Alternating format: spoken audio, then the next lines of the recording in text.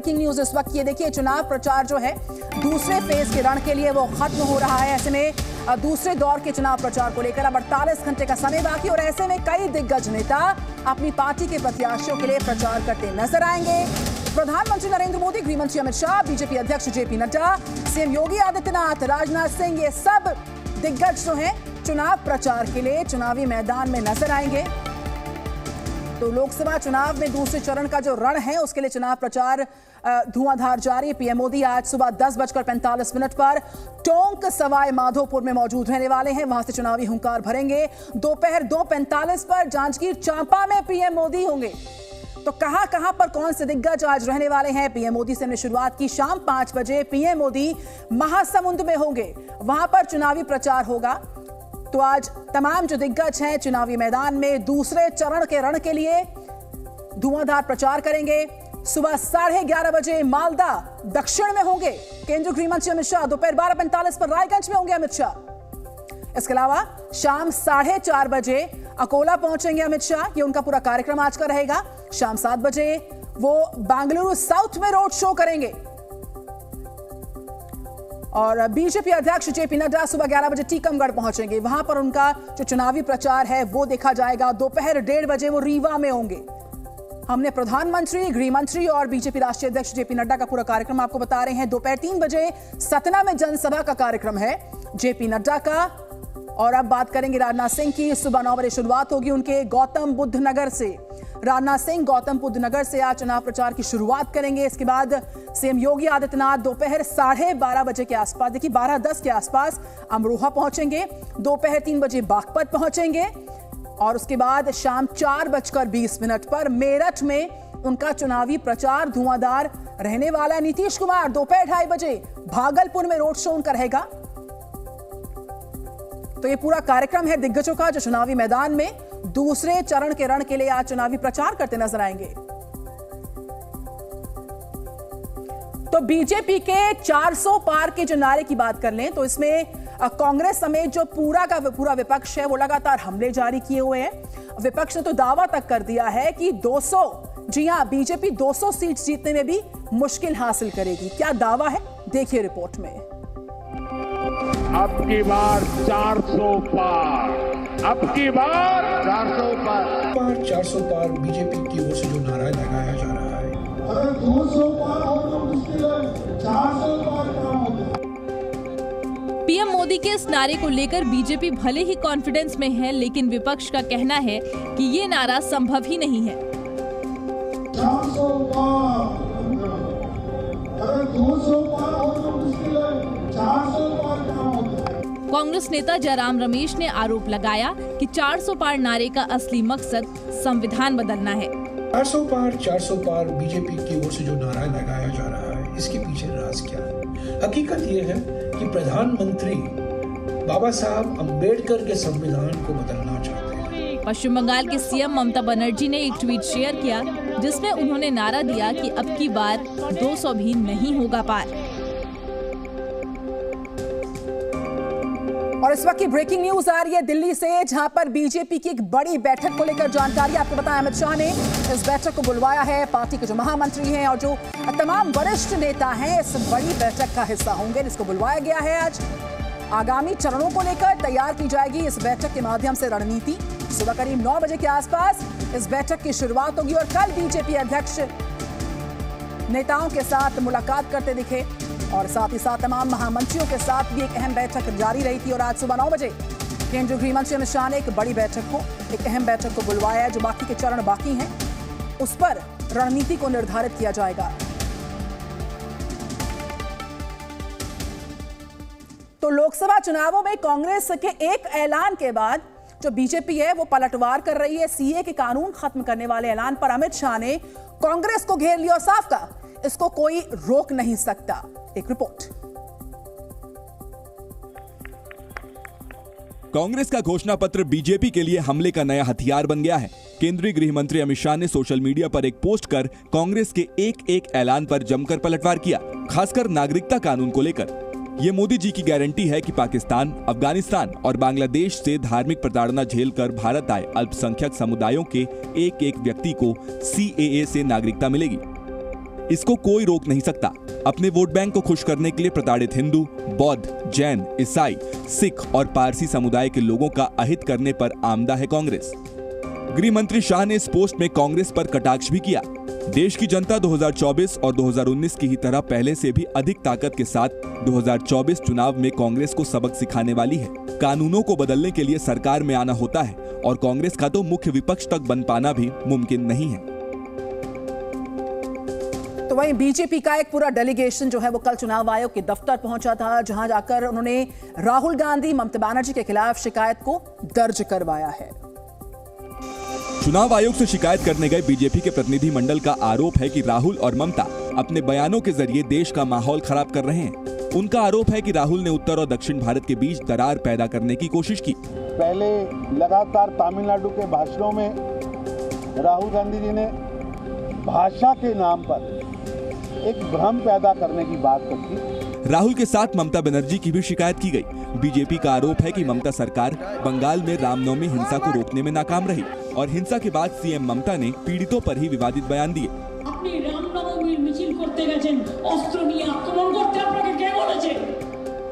बंगाल में बिगड़ती कानून व्यवस्था का हवाला देते हुए बीजेपी ने वहां के वोटर्स को अतिरिक्त सुरक्षा देने की मांग की है। बंगाल के वोटर्स उनको सुरक्षा दी जाए और चुनाव के बाद भी सुरक्षा दी जाए, क्योंकि टीएमसी के कई नेताओं ने स्पष्ट किया, धमकाने का प्रयास किया। बीजेपी का कहना है कि शिकायत के बाद आयोग ने भी कठोर कार्रवाई का आश्वासन दिया। इस वक्त की ब्रेकिंग न्यूज आ रही है, आपको बता दें सीएम अरविंद केजरीवाल को इंसुलिन दी गई है। ये जानकारी इस वक्त सामने आ रही है, बड़ी जानकारी है। ये सूत्रों के हवाले से खबर है जो जी न्यूज आपको बता रहा है। जेल में सीएम अरविंद केजरीवाल को इंसुलिन दी गई है, ये खबर इस वक्त सामने आ रही है। दिल्ली के मुख्यमंत्री अरविंद केजरीवाल को लेकर जिनको इंसुलिन दी गई है, ये सूत्रों के हवाले से इस वक्त की जानकारी सामने आ रही है। तो जेल में सीएम अरविंद केजरीवाल को ये इंसुलिन की डोज दी गई है, ये बड़ी खबर इस वक्त की मिलती हुई। तो अरविंद केजरीवाल को ये इंसुलिन का डोज दिया गया है, ये जानकारी इस वक्त आ रही है। सीएम केजरीवाल की तिहाड़ में चूंकि वो हैं और उनको यहां पर इंसुलिन दिए जाने की जानकारी इस वक्त सूत्रों के हवाले से आ रही है जो जी न्यूज आप तक पहुंचा रहा है। सीएम केजरीवाल को इंसुलिन दिए जाने की जानकारी इस वक्त मिलती हुई है।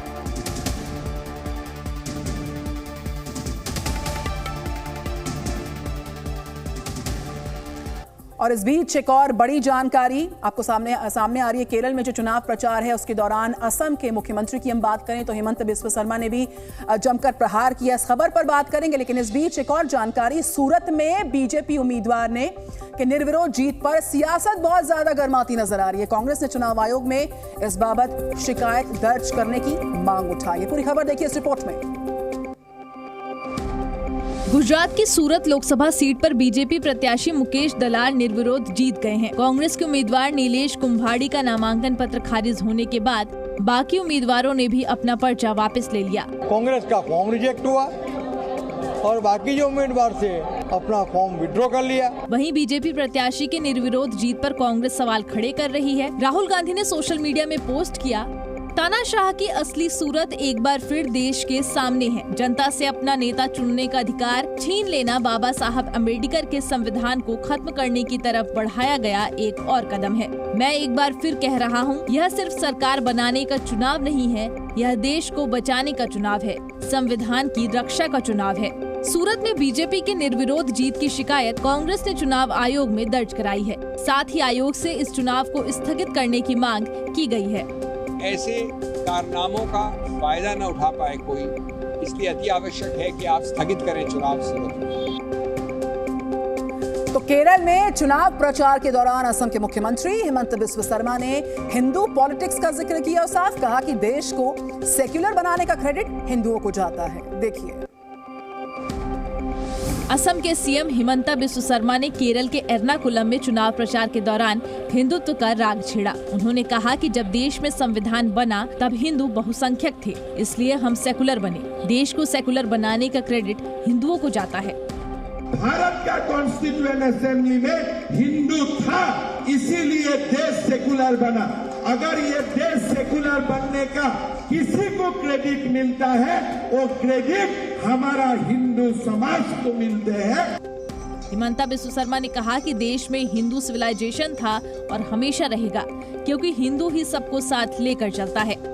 देश हिंदू का सिविलाइजेशन था और हिंदू का सिविलाइजेशन है और हिंदू का सिविलाइजेशन रहेगा, कारण हिंदू ही क्रिश्चियन, मुसलमान और हिंदू सारे कम्युनिटी को एक साथ ले जाने का ताकत रखता है।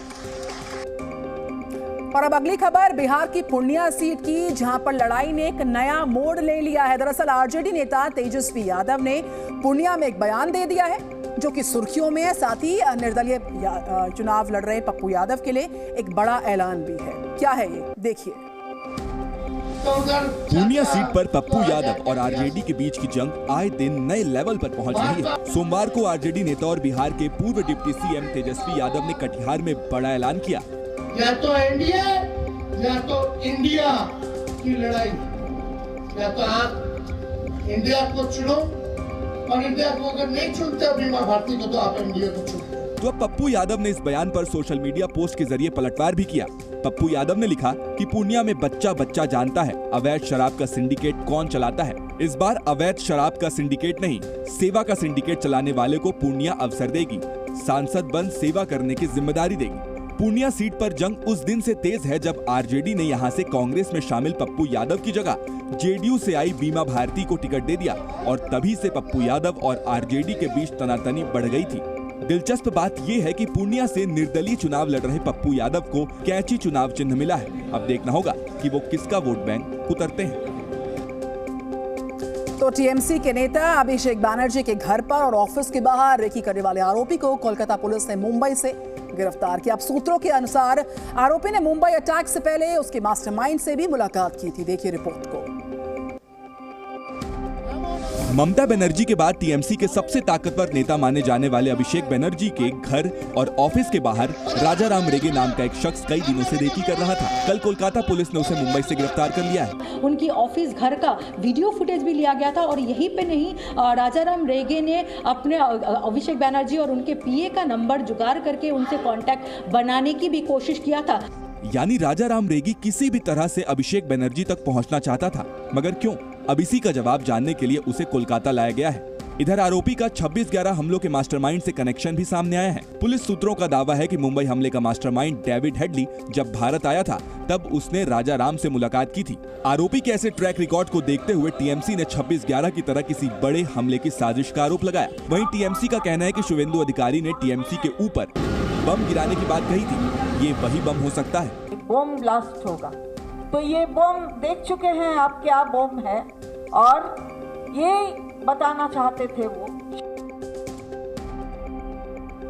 ब्रेकिंग न्यूज इस वक्त की। मनी लॉन्ड्रिंग केस में गिरफ्तार दिल्ली के मुख्यमंत्री अरविंद केजरीवाल की जो न्यायिक हिरासत है उस आज वो खत्म हो रही है। ऐसे में आज राउज एवेन्यू कोर्ट में उनको पेश किया जाएगा और जो वीडियो कॉन्फ्रेंसिंग है उसके माध्यम से उनकी पेशी होगी। ये जानकारी सामने आ रही दिल्ली शराब घोटाला मामला, इसमें सीएम केजरीवाल की आज पेशी का दिन है। आज राउज एवेन्यू कोर्ट में उनको पेश किया जाएगा। वीडियो कॉन्फ्रेंसिंग के माध्यम से पेश होंगे दिल्ली के मुख्यमंत्री अरविंद केजरीवाल। तो वहीं इस बीच सीएम केजरीवाल की जो डाइट है उसको लेकर तिहाड़ के डीजी ने जी न्यूज से खास बातचीत की। उन्होंने साफ कहा कि कोर्ट के आदेश के तहत केजरीवाल का खाना आता है। देखिए। दिल्ली के सीएम केजरीवाल के खाने को लेकर सियासी पारा हाई है, बात कोर्ट तक भी पहुंच गई है। लेकिन इस बीच जी न्यूज ने तिहाड़ के डीजी से खास बातचीत की है। उन्होंने बताया कि सारे कैदी हमारे लिए एक है, इनकी सेहत का ध्यान रख रहे हैं, जेल सबके लिए एक है।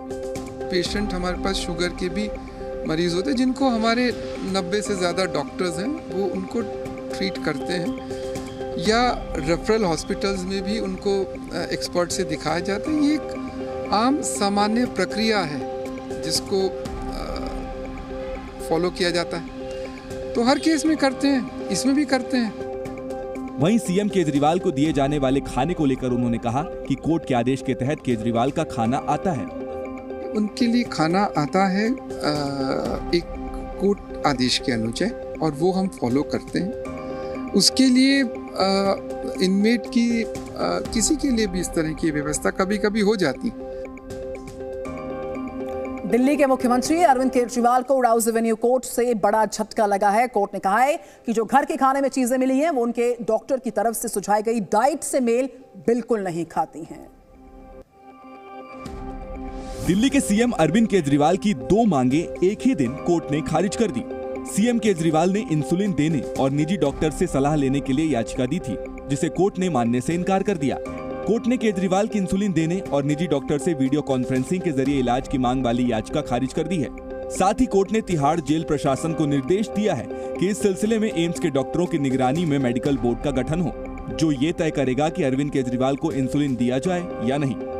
साथ ही कोर्ट ने कहा है कि तिहाड़ जेल प्रशासन की जिम्मेदारी होगी कि अरविंद केजरीवाल को जेल के अंदर जरूरी चिकित्सा सुविधा उपलब्ध कराई जाए और उनकी सेहत का पूरा ख्याल रखा जाए। कोर्ट ने कहा कि तिहाड़ जेल के जवाब से साफ है कि उनकी मेडिकल हालत पर लगातार नजर रखी जा रही है। दिन में 2 बार उनका शुगर लेवल चेक हो रहा है। केजरीवाल जेल में दूसरे कैदियों के समान ही है, सब कैदियों पर एक समान लागू होता है। कोर्ट ने यह भी कहा कि निजी इलाज की उनकी मांग को सिर्फ उसी सूरत में स्वीकार किया जा सकता है जब जेल अथॉरिटी उन्हें समुचित उपचार न उपलब्ध करा पाए। और अगली खबर है जम्मू कश्मीर से, जहां एक हफ्ते में दूसरी टारगेट किलिंग की वारदात सामने आ गई है। राजौरी की बात करें, यहां पर आतंकियों ने एक सरकारी कर्मचारी को मस्जिद के बाहर गोली मार दी है।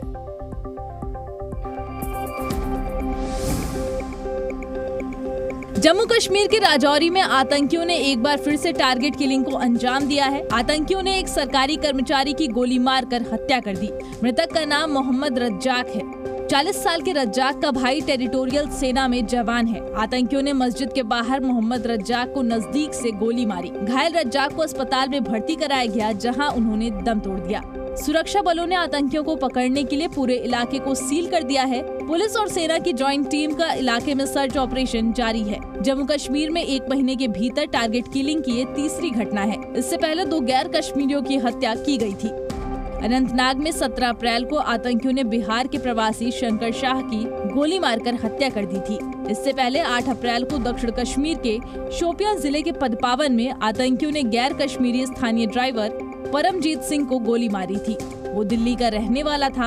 आतंकियों ने परमजीत पर उस वक्त हमला किया था जब वह अपनी ड्यूटी पर था।